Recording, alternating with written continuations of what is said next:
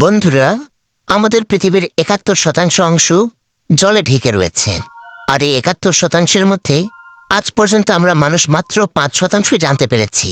আর যদি কথা বলি সমুদ্রের, তাহলে সমুদ্র মহাসাগরের দুনিয়া এত বড় যে এটিকে এক জন্ম তো দূরের কথা, হাজার জন্মেও মানুষ সমুদ্রের দুনিয়াকে পুরোপুরি জানতে পারবে না।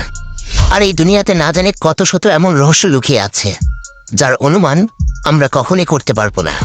সামুদ্রিক জগতে এমন কিছু জিনিস আছে যা আমরা যত খুঁজব ততই কম হবে।